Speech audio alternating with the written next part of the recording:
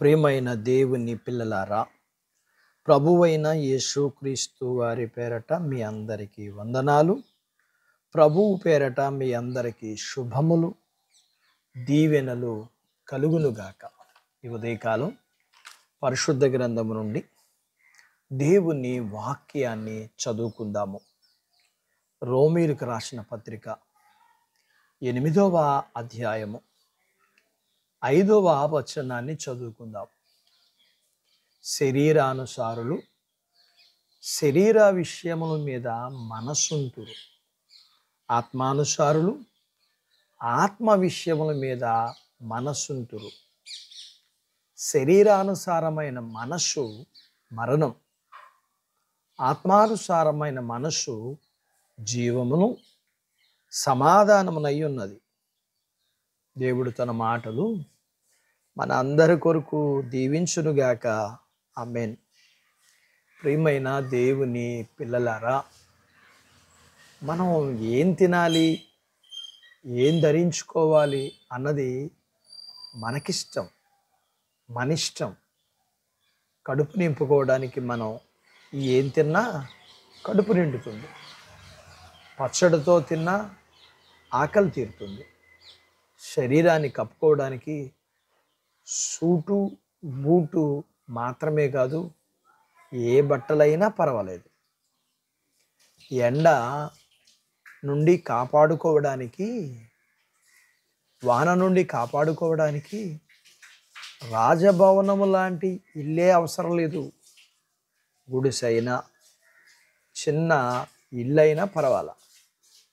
బిర్యానీ తినకపోతే, suit boot వేసుకోకపోతే, రాజభవనము లాంటి ఇల్లు లేకపోతే, నేను చచ్చిపోతాను అని ఎవరైనా అంటే వాళ్ళని మనం పిచ్చివాళ్ళు అంటాం. ఎలాంటి సుఖభోగాలు లేకపోయినా మనుషులు ఎవరు చనిపోరు.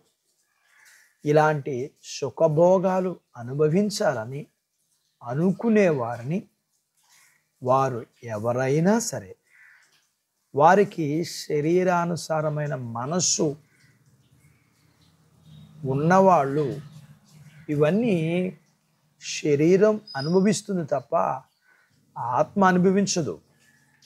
ఆత్మానుసారంగా జీవించే వాళ్ళకి ఏమి తింటున్నామన్న దాని మీద కానీ, ఏమి ధరిస్తున్నామన్న దాని మీద కానీ, ఎలాంటి ఇంట్లో ఉంటున్నామన్న దాని మీద కానీ మరి ఎలాంటి ధ్యాస ఉండదు. శరీరానుసారమైన మనస్సు ఉన్నవారి ఆలోచనలన్నీ ఈ లోక సంబంధంగానే ఉంటాయి. ఎంతసేపు ఏమి తినాలి, ఏమి తాగాలి, ఏమి ధరించాలి అని మనుషుల ముందు ఘనంగా జీవించడానికి ఏం చెయ్యాలి అన్న మనస్సుతోనే జీవిస్తారు. ఆత్మానుసారమైన మనస్సు కలిగి జీవించేవారు నీతి, సమాధానము, సంతోషము, ఇతరులతో ఐక్యత కలిగి సఖ్యత కలిగి జీవిస్తుంటారు. శరీరానుసారమైన మనస్సు మరణం అంటే శరీరానుసారంగా జీవించే వారితో దేవుని సన్నిధి ఉండదు. ఆత్మానుసారమైన మనస్సు కలిగి ఉన్నవారితో దేవుని సన్నిధి ఉంటుంది. వారి ఆలోచనలు, వారి తలంపులు దేవుని గురించి ఉంటాయి. కాబట్టి దేవుడు వారిని కాపాడడానికి తన దూతలను రక్షకులుగా నియమిస్తాడు. వారిని కాపాడడానికి కంచె వేస్తాడు. అందుకని ఆత్మానుసారమైన మనస్సు కలిగి సమాధానకరమైన జీవితాన్ని జీవిద్దాం. అట్టి బాధ్యత దేవుడు మనకు దయచేయునుగాక. దేవుడు తన మాటలు మన కొరకు దీవించునుగాక. ఆమేన్. ప్రార్థించుకుందాం. నాతో పాటు ఏకీభవించండి. మమ్మలను మిక్కిలిగా ప్రేమించిన మా ప్రియ పరలోకపు తండ్రి, మీ పరిశుద్ధమైన నామమును బట్టి మీకు వందనాలు. ఈ ఉదయకాలం మీ పాదాల దగ్గర మీ లేఖనాన్ని నేర్చుకోవడానికి మీరు మాకు ఇచ్చిన ఈ బాధ్యతను బట్టి మీకు వందనాలు.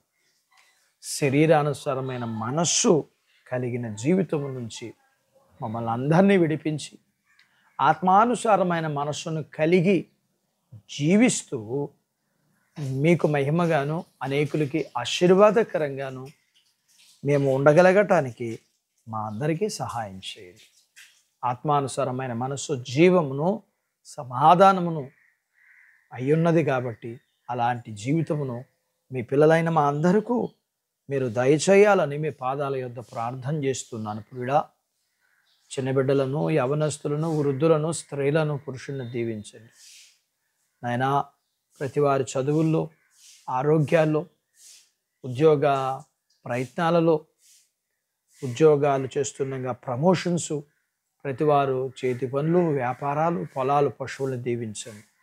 వివాహాలు కాని వారికి అవ్వటానికి, గర్భఫలములు లేకున్న వారికి గర్భఫలములు ఇమ్మని, గర్భఫలములు కలిగిన వారికి సుఖమైన ప్రసూతి ఇమ్మని, ప్రసూతైన తల్లి పిల్లలకు ఆరోగ్యాలు ఇమ్మని, మీ పిల్లల అవసరతలు, సమస్యలు, బలహీనతలు, రుణాల నుంచి విడిపించి మీ పిల్లలను దీవించమని యేసు ప్రభు వారి పేరట స్తుతించి ప్రార్థించి అడిగినవన్నీ పొందుకుని ఉన్నాము తండ్రి. ఆమెన్. దేవుడు మిమ్మల్ని దీవించునుగాక. ఆమెన్.